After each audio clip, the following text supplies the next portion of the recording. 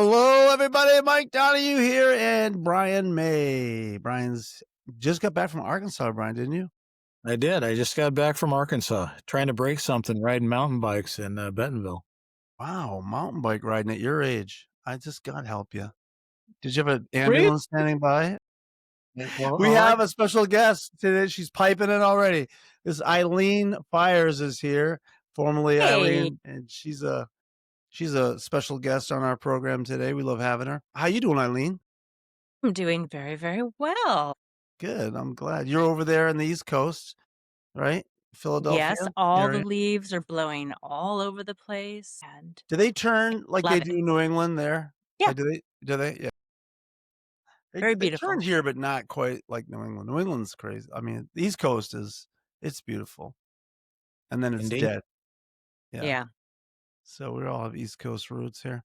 So, all right, Eileen. So give us a little update on what your life has been like since the news broke. So just for those of you that are watching this that don't know the whole chronological order of this thing. Eileen came on our podcast back, I think, in November of last year and spilled the beans that Jeannie had talked to her and basically admitted that she had sex with a student. And that was a bombshell. I mean, that went out, and a lot of people reacted to Brian and I, and we got all kinds of feedback from people, but we didn't hear from the victim. We did reach out to him a couple times and tried to get him to come on and try to, well, at least make contact with him and find out from Right. his perspective, what was going on with him.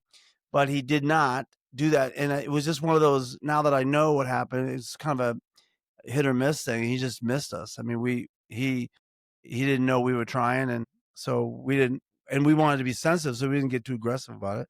So I made a couple of inquiries, but anyways, in July of last year of 25, he came on he called me and then came on the podcast and confirmed what Eileen had said on the podcast, that he was the student that that Jeannie had sex with, allegedly, from his point of view. So Was yeah. sexually molested by her. Okay. Yeah, yeah, clarify that for me. Yeah. So what's your life been like since then, Eileen? I've had a lot of conversations with not just old students, but those who were involved with Atlanta debacle, and my heart just kept breaking over and over and over. Yeah. And you probably heard probably a fifth of all the story, like not Absolutely. even. Yeah. Absolutely. And I think the biggest thing I kept hearing was the guilt that people were experiencing of how did I not just know? And it's the very premise of your podcast. They were groomed and they were inside of a system that abused them, and it was not their fault. Right. Yeah. But they think, why do you think they think it is? Like why do you think that is? I think that's a very natural human in core belief, because even children from their early consciousness, from maybe 3 or 4, as they get older, they believe the abuse is their fault. If they were only better, if they had only done something different, if they hadn't been bad. And to come into a system that essentially preys on you are a sinner, you have to be purged of all of this, Right. rather than you are a child of God. Of course, they're going to believe it's their fault because they Right. weren't good enough. Right. And that's how Especially when she goes on to like fame. I mean, literal fame in the assemblies of God and beyond. So it must be you. It must be your fault. Must be And something that's wrong part with of you. the insidiousness of it. Sorry, Yeah, Brian. Good job. the system. Well, I was going to say the system is set up from, theology to just the practical rules and regulations, if you will, of the system to convince you that you are not good enough and you have no hope of being good enough unless you listen to them, you do what they say, you follow what they teach you, then you got a chance. And which that whole foundation is simply corrupt. It doesn't start from a place of value and goodness and inherent goodness and worth. It starts trying to convince you that, well, you're a piece of garbage, but we are here to polish the turd that you are. Polish the turd. That is one way That's of gonna be putting the it. name of this podcast, Brian. This is gonna be, you just named it. Polish the turd. All right, so last week when we were recording the podcast from last week, we got a right. It's funny because after I get off the phone, I mean off the recording with you, Brian, I check my phone because I always put it on silent, which I didn't do this time. Which I need to I do. didn't either.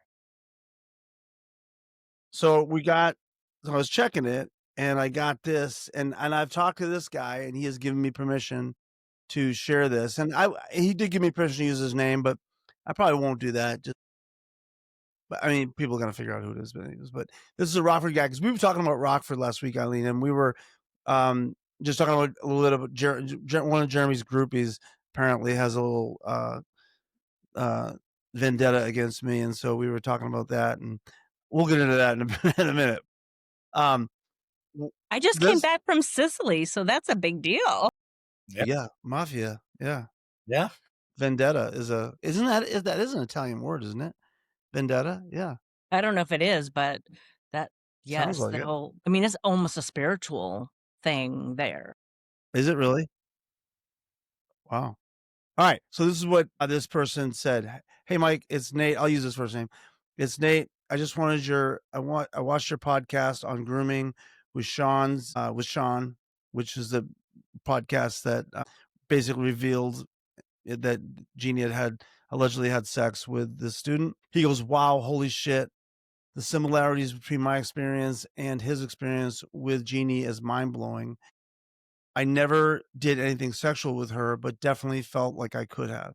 And to be honest, Mike, that's not the part that effed me up. I'm gonna abbreviate some of this because it gets a little, yeah. I mean, I don't care, but some people get sensitive. All right. To be honest, Mike, that's not the part that effed me up about Jeannie. Her telling me shit she knew about me and told me God told her. Well, come to find out, my mom told her. And when I told my mom and my mother didn't say shit, she knew Jeannie lied but never spoke up. Only years later, my mom confessed. That effed me up more than if I had sex with her. Anyways, and the stonewalling, which we would call now ghosting, was brutal. And that part at that time really effed me up as well. I recently got dumped by a girl who goes to City First. That's where Jeremy DeWert is a senior pastor. One of the many reasons was that I wouldn't go to church with her. She asked me why I hated that church so much. I told her that the pastor there is an offspring of Jeannie Mayo. I've already heard all those sermons because I think, Jeremy pretty much parrots what Jeannie does. I mean, at least a lot of it. I don't know. I can't speak for all of it, but I didn't like him before he became a pastor. I told her the only place I've ever heard God was while I was in nature and it was quiet, and that in all my years of church, I've never heard God's voice, but in a building. So no Kool-Aid drinking for me, thank you. So that's that. I would like to see Miss D. That's why we have you on here, Eileen. I'd like to see her interview. If you could send that to me, and I did. Well, in conclusion, when the movie comes out about Jeannie Mayo, I want Brad Pitt to play the old me. Take care, my friend. And then he did text right back, and he goes, another thing that what you're talking about is narcissistic abuse, not just church abuse. That's what that guy experienced. Talking about Sean. I don't know the man, and this is just my opinion. Take it for what it's worth. He's not upset that he had sex with her. He's upset that she broke his heart. Narcissists use love bombing to seduce their prey. She made him feel like a god, and then when shit hit the fan, or she was exposed, she just discarded him. That's what hurt him the most. Again, just my opinion. That's what narcissists do. She left Nebraska, then came to Rockford, and then he asked about somebody personal up there. And then don't be surprised to hear from random individuals for the years to come. Once your podcast reaches them, they'll reach out to you. I bet money she had more than just me, more than that guy. Just remember, I called Brad Pitt first. I think Chalamet should probably play him, Timothy Chalamet. Anyways, I'll give you my 2 cents, and I'm gonna let you just fly, Eileen. I was there. I remember that kid. I know exactly who he is. I liked him a lot. I I do remember because he was the class of '93, I believe, and I left in '94. So we were starting to see the lights come on. We were seeing some stuff. And one of the things that I'm not going to speak for my ex-wife, but I'll speak for me. One of the things that I saw that really messed me up was my world was the school, like yours was, and I was the youth group too, but I was in the school, and so when I saw her manipulate, in my opinion, what I thought she did was she made him homecoming king. She had a crush on him. There was no doubt in my mind that she had a crush on this kid, that Nate, and then basically made him the homecoming king, lied. I mean, the kids voted for somebody else, Rob Holstead, actually. And because they all knew Rob, and Nate was liked, but he was new, and she just wanted, I'm not going to sign a motive. I don't know why she wanted it. I've got my opinion, but basically she docked it up. She lied basically and made him the homecoming king. And then he ended up gotten in some trouble for something. I don't know if it was drinking or it was something that became public. And so she had no choice. She had to strip him of his title. But the whole thing was a debacle. And I remember like going, this is so gross. Like, this is just weird what she's doing. And it all came down to the fact that she had a crush on this guy. And the thing is, when it all started coming out, there was scuttlebutt going around, and people were talking. And that's the first time I heard the term love bombing. It was the very first time when I'd heard that Nate was being counseled, and by a counselor. I think that Jeannie set up for him, but that counselor saw through it and went, "No, she's love bombing you and manipulating you." And then that's when she cut him off. She basically just, he's dead to me, because she was being exposed. And so, anyways, that's my experience with that whole thing. He wanted you, Eileen, to comment and to be on it because he really thought a lot of you, and you were a voice of reason in his life. So just to clarify, Eileen was a teacher at the school during that time. So go at it, girl. Yes, I don't remember what year he graduated, but he was either in the first or second class I had when I was in Rockford, and I wasn't married, so I was Miss D. And it doesn't surprise me at all. We all saw the favoritism. What I saw was an amazing young man being used. I was concerned. I didn't have any evidence, especially coming in with knowing what I did from Bellevue. It's interesting to me that some of the things he said about Sean, and he was great about identifying that they were his opinions. Think again, and I don't know if this is, I don't know, and maybe you guys can pipe in and say what you think on this. To hear people, even victims, say, well, I had sex with her, or she had sex with me. To say that indicates responsibility and culpability. And when you are a minor, Right. it is sexual abuse. That doesn't mean that that individual doesn't feel something and may believe that they are in love with the other individual or whatever it is. However, I think we have to be really clear with our terms and continue to say, no, this is sexual abuse. Boys and men hate using that term because it feels as though they weren't strong enough. It challenges some part of their manhood. And I'm going to say over and over and over, if you're a minor, absolutely not, because you were manipulated. All of your raging hormones were used against you. If you were a child, you're a child and you don't have the mind of an adult. That breaks my heart when I hear people say that. So I'm sorry that I kind of jumped on you there, Mike. No, Well, you're fine. if you're a teenage boy, your mind is yet to be fully linked up. I mean, that's just the facts. I mean, until your early 20s. And my comments to that, Eileen, would be there's a couple things going on there. One is that there's a tremendous power dynamic there, right? And I don't care how big and tough and strong and whatever you are. There's a power dynamic. She held all the cards. She could make you or break you, right? And then you heap on top of that, you've got an incredibly charismatic person who's able to get inside your head. And we started off the podcast talking about use her influence inside of the shame culture Yes.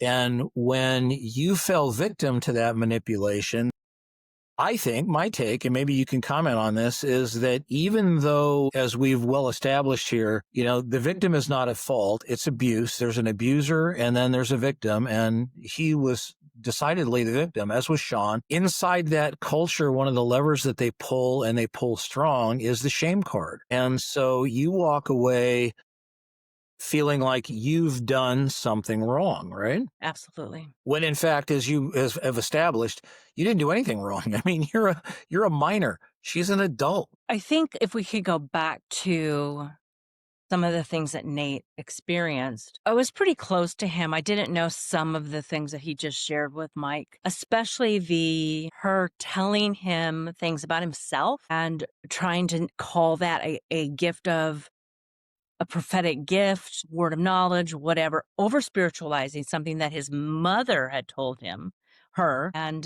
but she said God told her.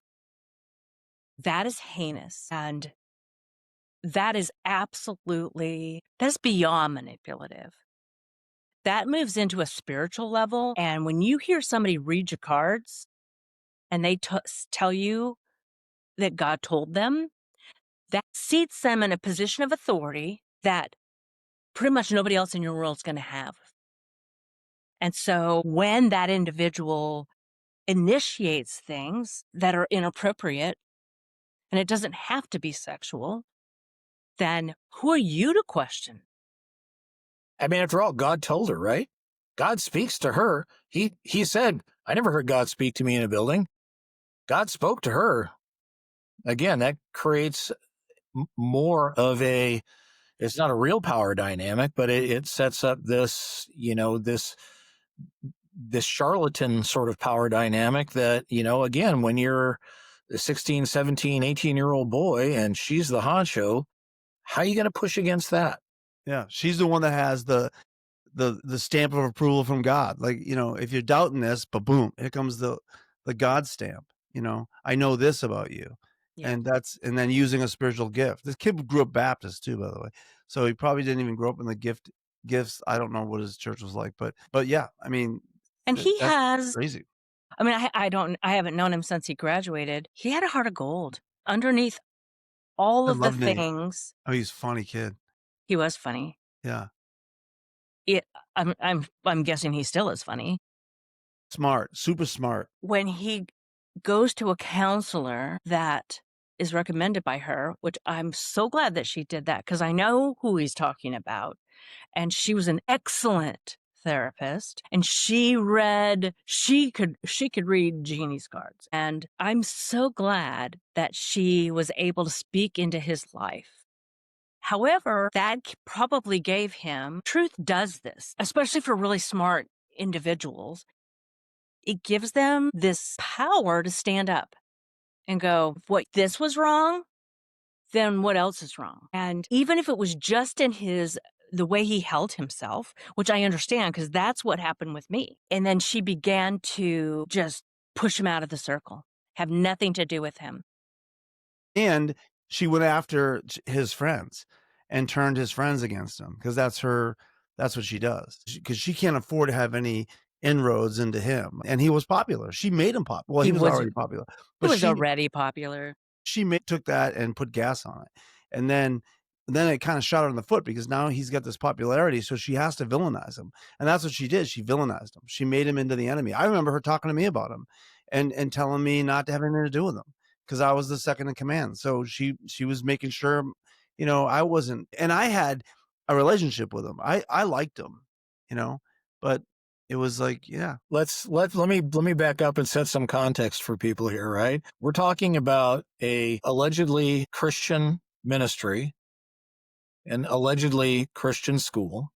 We're talking about someone who purports to, represent Jesus, and everybody just if you're listening, soak in that a little bit and then try to connect the dots with that kind of behavior, isolating, lying, all of these kinds of things, manipulating. Try to connect your dots to, anything you know about Jesus. I challenge you to make a single connection here, which, I mean, I'll just say, which is one of the reasons that we recognize that whole thing as, as a cult.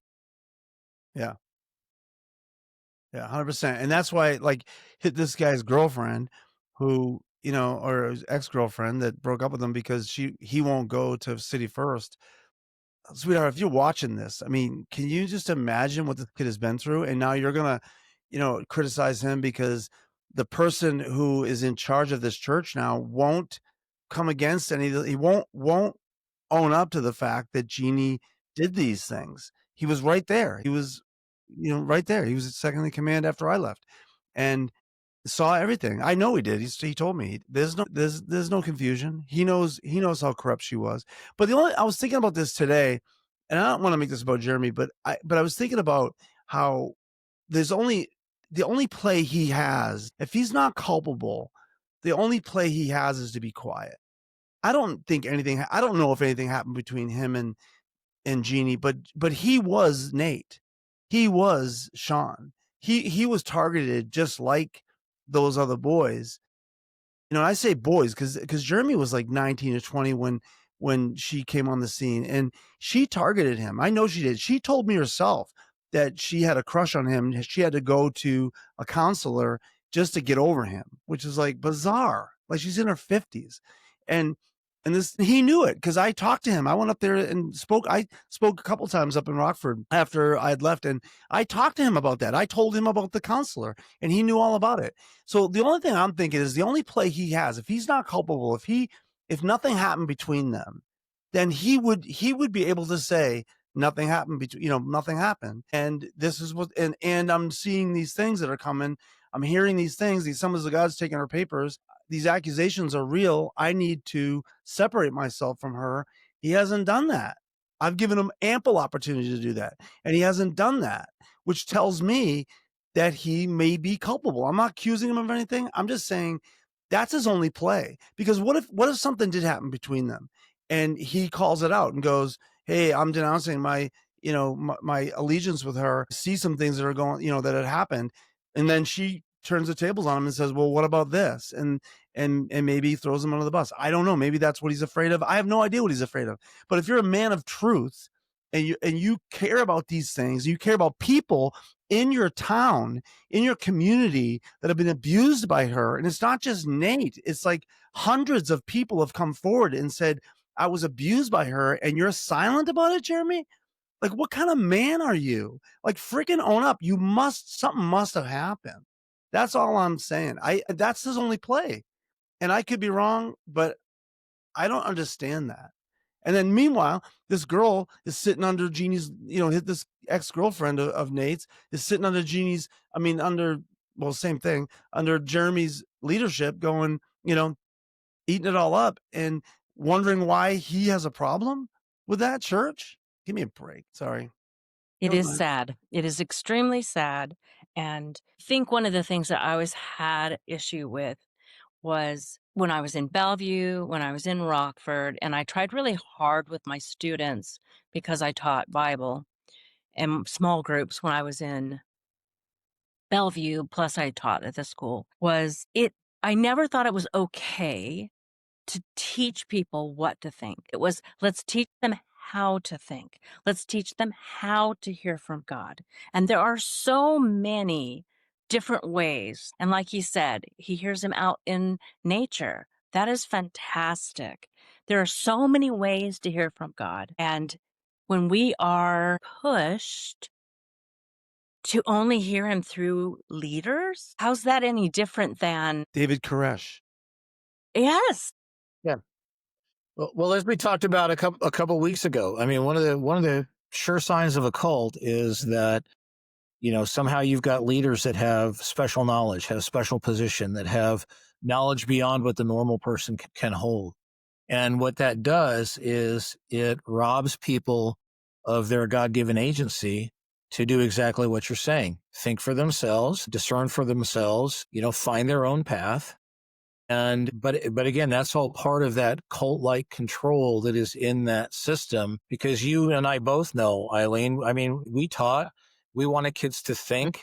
Mhm. We gave them wide parameters. I don't think any of us here on this podcast would tell people this is the way it is, and you better line up, or else some bad's going to happen to you. None of us would do that. Yet that was part of the overall environment, right? Is that you had the wise ones, right? You had the enlightened ones, and then there were all the rest of us that I mean, by some act of grace, we were in their presence, and had we not been in their presence, we just would have been screwed, every one of us. I was thinking about what you said, Mike, when about why are people not saying stuff? And why are they not, sh- you know, I was part of the investigation with the Assemblies of God, and I know what some of the evidence they used to take her papers away. I think a lot of people have discounted her culpability because so much time has passed from when the whole thing with Sean happened. And he was so brave to come out and say, this thing happened to me. Jennifer, this thing happened to me.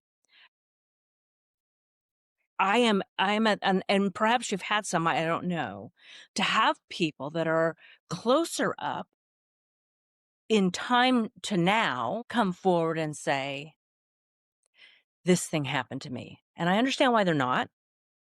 I understand not wanting to relive trauma and not having worked through it themselves. I think it would become so much clearer if people could understand the scope of the amount of victims that are out there. Right.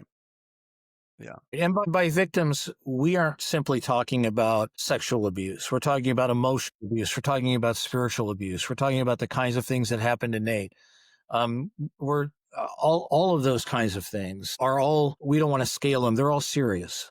And we've had people on. I mean, we've had, I'm trying, Mike, drawing a blank. Melissa, Leslie, yeah, Juliana, yeah, Leslie, Adam Hume. We've had some people. Well, Jordan himself came on. So we have, but you're right. I mean, the more people don't understand the scope is what you're getting at, and you're right. I don't think they understand. It goes from Bellevue, actually probably goes to Atlanta, the first time they were in Atlanta, all the way through to Bellevue, Rockford, California, and then Atlanta. And yeah, I mean, yeah, it's huge. There's hundreds and hundreds of people. And I want to speak back to what you said about the culpability part, what the people that aren't saying things.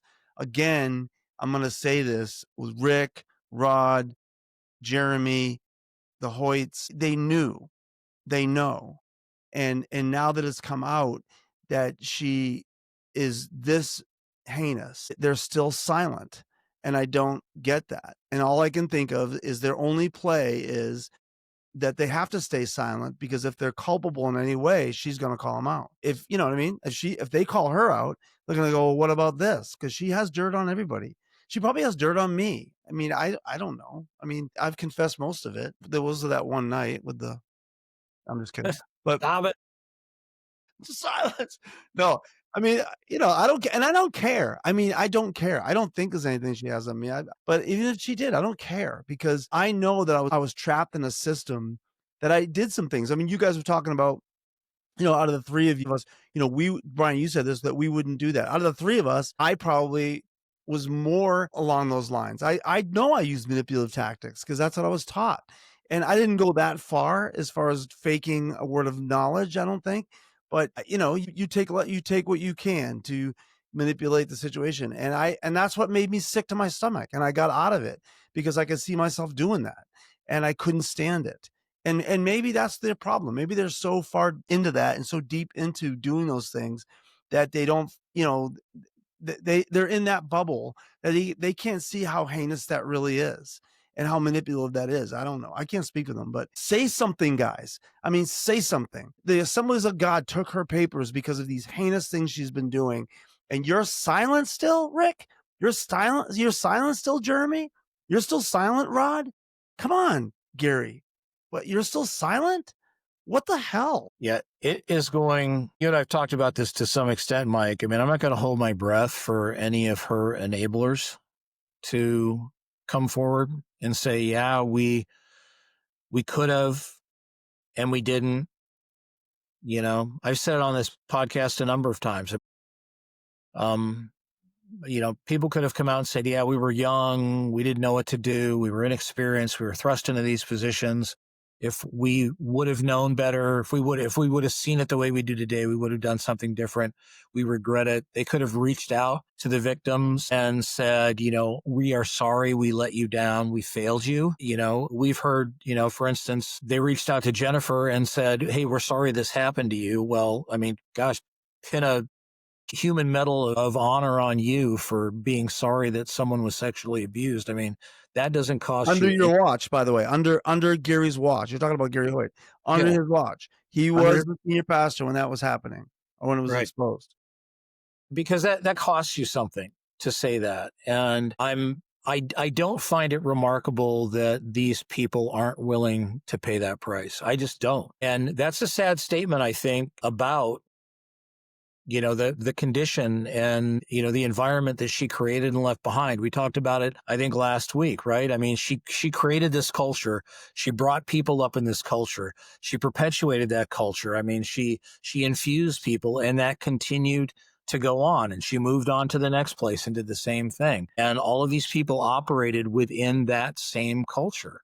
And that's what is so disturbing about this, is that it's like a virus. It just keeps spreading and keeps spreading. It keeps spreading, keeps finding new hosts, right? And it just keeps on giving, so to speak. Taking, I guess is a better way to say that. The gift that keeps on taking. Yeah. Well, Eileen, if you could talk to Nate right now, you are talking to him right now, because I know he's going to watch this. What would you say to him? How very sorry I am that all of those things happened to you. How much I wish I could have spoken truth into you during that period of time.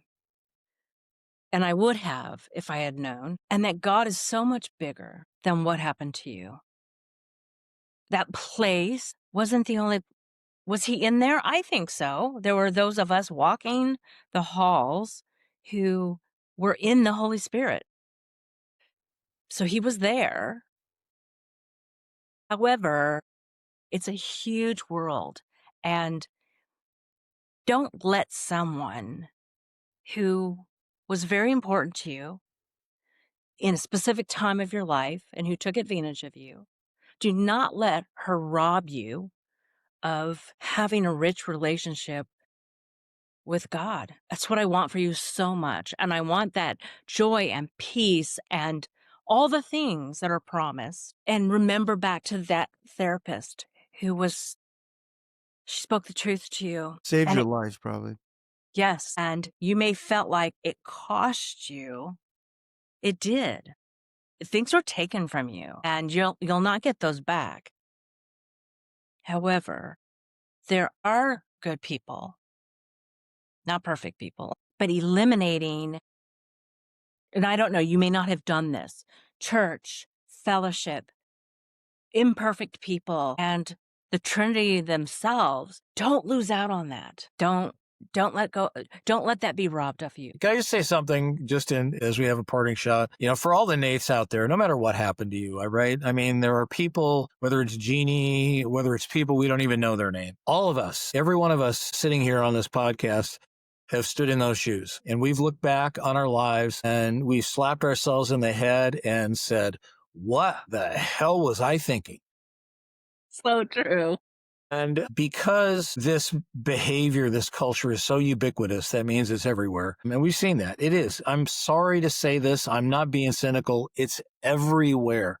It's become common practice. It is not any reflection on you as a person that you fell victim to it. Yeah.